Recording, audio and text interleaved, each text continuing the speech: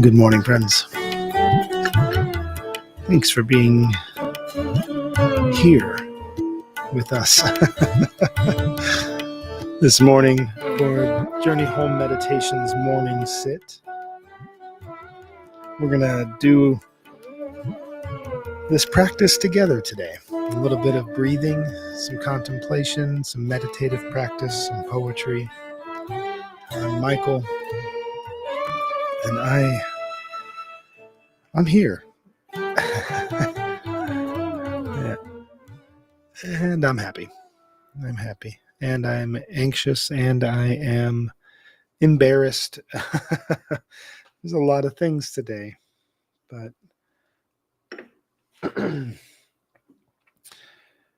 before we get started this morning,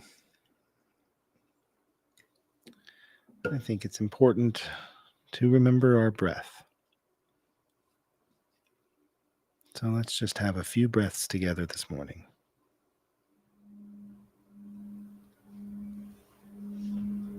With the sound of the bell, breathing in.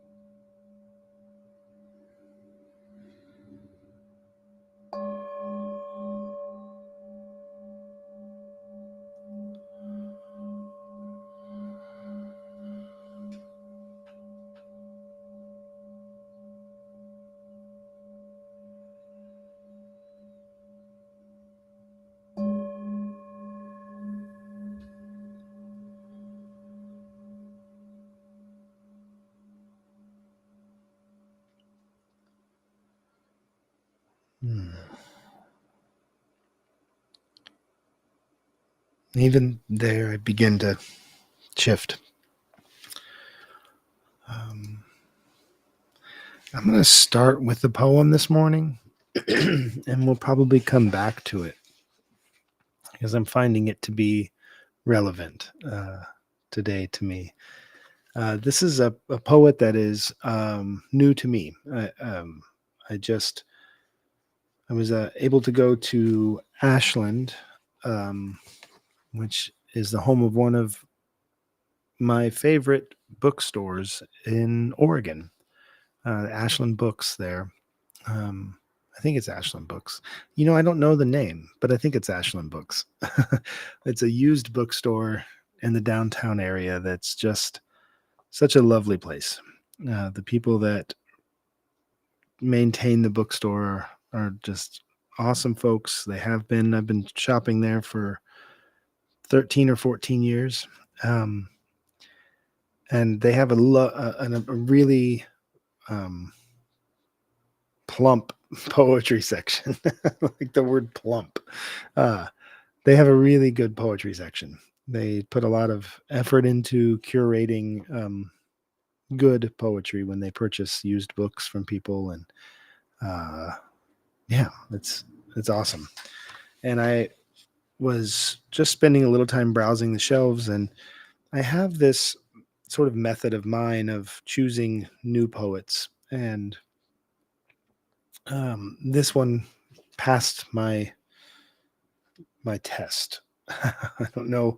I don't have a name for the test, but it made it through all of my very stern gates that I keep on before I purchase a poetry book, which is something that you can't do when purchasing poetry books online. I'm discovering that there's a lot of books that I'm wanting to read and wanting to have, especially as a poetry teacher. There's a lot of poets that I want to support, but occasionally I'll find really good deals online on like Abe Books, and I'll buy 4 or 5 books for $4 or $5 a piece, and not all of them would have passed my bookshelf test. But that's okay. That doesn't mean that they won't come around at some point. But this poet, name is Kate Bear, Ooh, floating, and it's from their book, What Kind of Woman? I don't know anything about this poet. I've never heard this poet read. I've never read any of this poet's poems before checking out this book. Um, but I really enjoyed what I've read so far. And the first poem that I read is the one I'm going to read today because it is very relevant to what I'm experiencing this morning. Advice for former selves. Burn your speeches, your instructions, your prophecies too. In the morning when you wake, stretch. Do not complain. Do not set sail on someone else's becoming, their voice in your throat. Do not look down your nose at a dinner party laughing, if only they didn't have so many children. Revision is necessary. The compulsory bloom. When you emerge with crystals in one hand, revenge in the other, remember the humble barn swallow who returns in spring. If not for her markings, another bird entirely.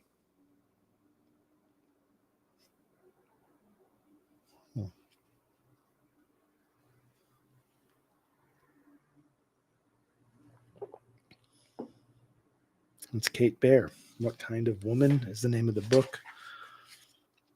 And we'll probably come back to this poem this morning because, um, yeah. So this morning I found myself rising and having a wonderful morning, um, until I didn't. Until this little thing occurred, and for some reason, I was unaware that this little thing was sort of releasing the the safety on the trigger point of my panic. I started finding my entire central nervous system very quickly overwhelmed, and I went into a bit of a panic. And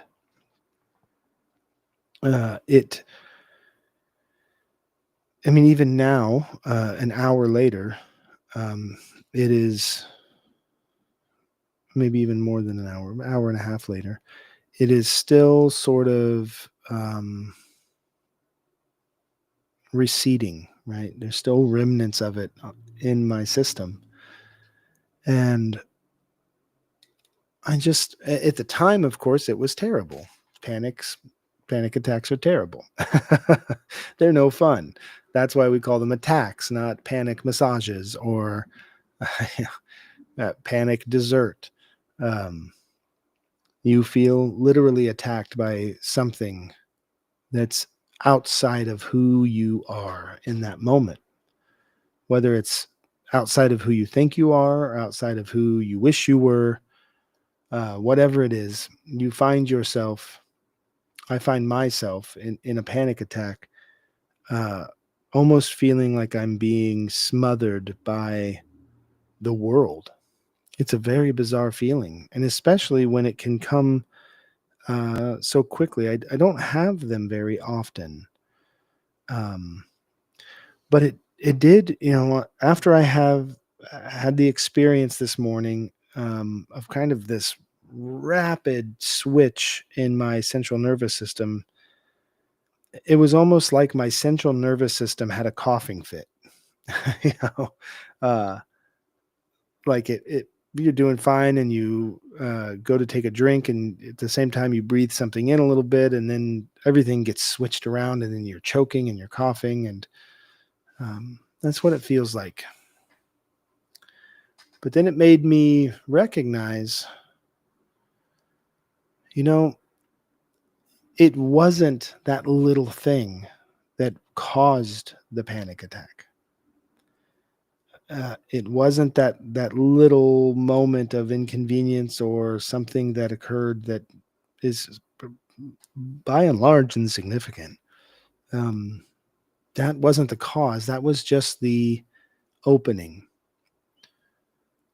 that I had possibly been holding back or storing back all of this tension that I was not being aware of. It wasn't, whether consciously or subconsciously, stopping myself from being aware of the amount of tension I was carrying in my body. And when it all floods, it overwhelms the system. It's an overwhelm. But then I think of things like flood irrigation. I don't know if you're familiar with flood irrigating, but this is a method used that sort of overwhelms the system of an ecology, um, and actually sort of disrupts some things that are occurring in that system of ecology, um, so that there can be this reset in a way.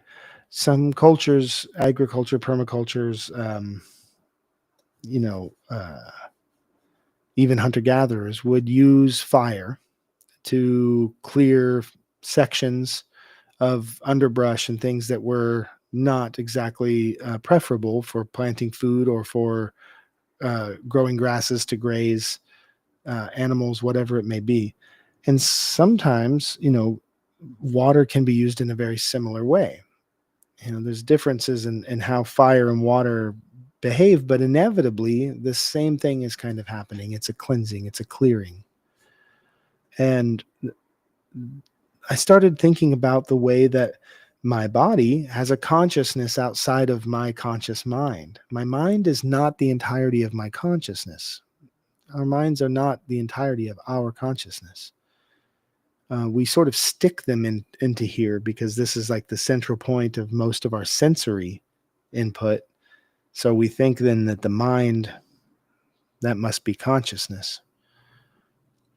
Um, but the awareness that we have for conscious growth, that occurs in every part of our body. Every cell of your body is a vehicle for consciousness. And I then consider how maybe this panic this morning was a conscious decision by my body to cleanse and refertilize some of itself. Now, after the fact, we look back and we are embarrassed or we have shame about the way that we were overwhelmed by such a small thing, or by the way that we reacted or responded to the overwhelm. Um, but from my understanding in this place, it it maybe was a necessary, it probably was a necessary function of my body, kind of like flood irrigating or fire clearing. I was holding back the dam, and this thing broke, and the dam got to let things flow more freely. In Klamath country, um, dams are being removed, have been removed. So the Klamath River is a free flowing river for the first time in, I think it's like 150 years or something. Salmon are returning, and the ways of life that were built upon the lifeblood of that river are returning. Spirit is flowing. Um, and the 100 or so years that that dam has been in place in some fashion or another, we've seen it build up, and there's tension, and there's separation, and there's isolation, and all these things that occur within that ecosystem. And when I say ecosystem, I don't just mean the biology of the plants. I mean the entirety of life in that space. Every life, every animal, every plant, every human, all of these organisms that are elements of a larger organism, there's an experience there that is now open. There's now flow, there's celebration. The clearing is beginning of that energy. And it took a lot of hard work by indigenous peoples and by activists. Um, and allies to remove those dam systems. But now they're reaping the benefits immediately. And that's kind of how I feel about this panic this morning. And I'm offering that as a possibility to understand when you have panic, that there's natural systems in place here, and there's consciousness beyond your mind, beyond your thoughts, that are functioning for us. And if we don't choose to do it, sometimes it does it against our will.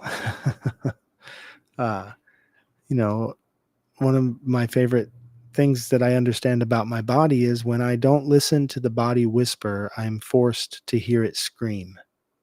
And that's what happened this morning. I've been holding back these fears, resentments, um, discomforts, whatever it may be, into my body instead of using my body to shift or change the things that are giving me anxiety. There's a block that I'm experiencing. Like, why I freeze, and then I move past, or I go around the things. I'm constantly moving around things. And this is true in the physical realm and in my energetic realm. Instead of dealing with it, I go around it. I find the go around. Oh, well, I'll come back to that. I'll come back to that. And then I don't until I do. And when I do, it's all coming in at once. And so it was a good clearing this morning of that built up energy that reminded me, like the poem says, you know, when you emerge with crystals in one hand, revenge in the other, remember the humble barn swallow who returns in spring, if not for her markings, another bird entirely.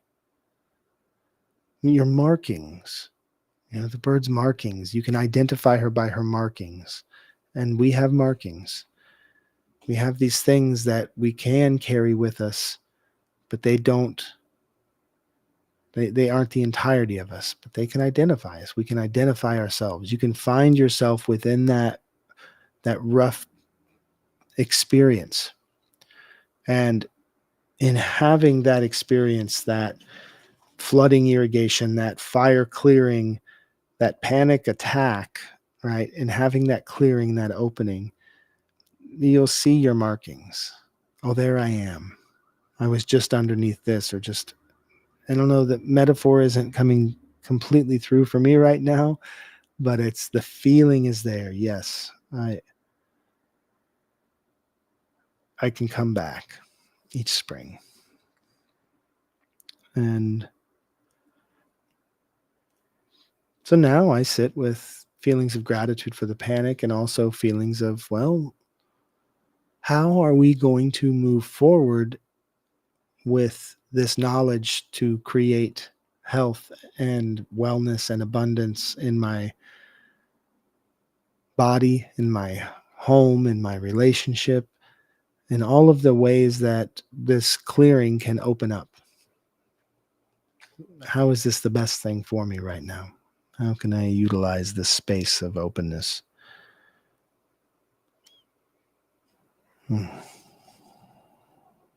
How can I utilize the space of openness?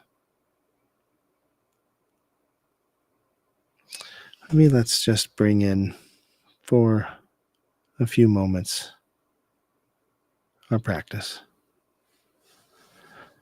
Placing your feet either flat to the floor or crossed or lying on your back. Elongating the spine to sit erect. Gently bringing the shoulder blades together in the back.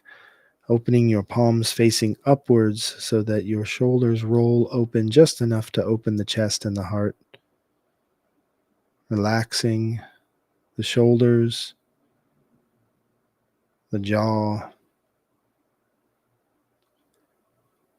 Relaxing the eyes, the forehead. Moving down the body, the neck.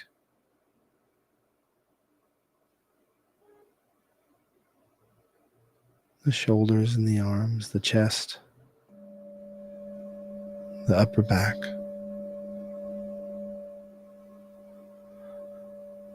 Keep moving down your spine, becoming fully aware as you can of all of the places where you exist consciously inside of this body, this vehicle for consciousness. Feel the breath moving into the belly as the diaphragm pulls down into the body, enlarging the abdomen and the belly to bring the air into the lungs.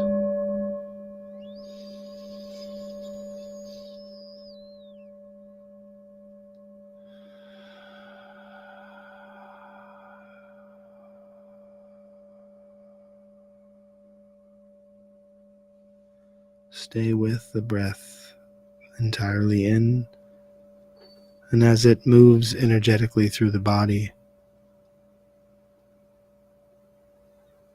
and then out.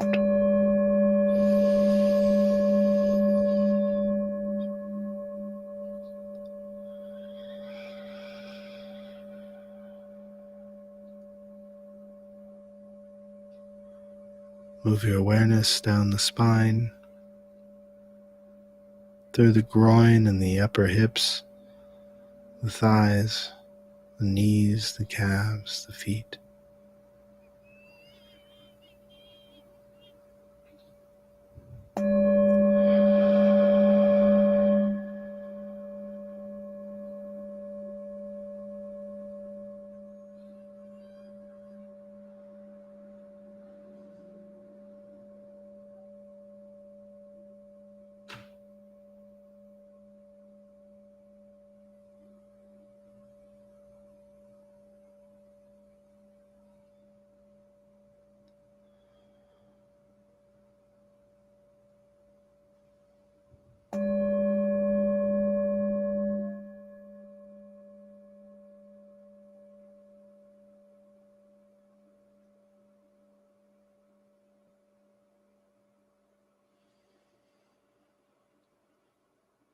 Take your time in this place.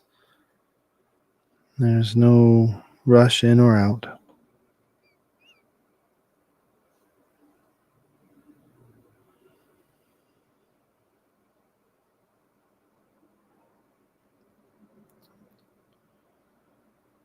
Allow for the subtleties to arise, the quiet voices to begin to be heard over the silence of your stilled thought.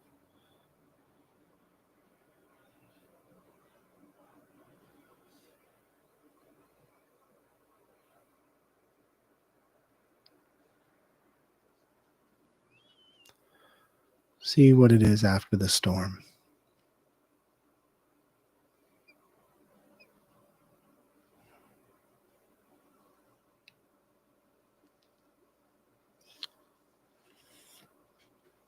Advice for Former Selves by Kate Baer. Burn your speeches, your instructions, your prophecies too. In the morning when you wake, stretch. Do not complain. Do not set sail on someone else's becoming their voice in your throat. Do not look down your nose at a dinner party laughing if only they didn't have so many children. Revision is necessary. The compulsory bloom. When you emerge with crystals in one hand, revenge in the other, remember the humble barn swallow who returns in spring. If not for her markings, another bird entirely.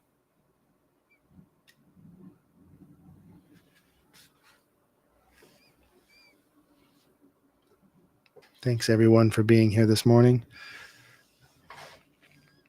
I hopefully will see you tomorrow. I'm working out how I'm going to be able to keep a schedule of these morning sits in my travels, but we'll see what we can do. I appreciate you. Thanks for being here while I work it out. I would love it if you would participate in the conversation. You can comment on any of these videos on the posts on Substack. You can send messages and share your ideas, your experiences. It's really important. This is not supposed to just be one person's platform speaking downwards. This is a community of ideas. And I love when I receive your emails and your messages. So if you have questions, if you have stories, comments, things to suggest, please reach out. I would like to hear your voice.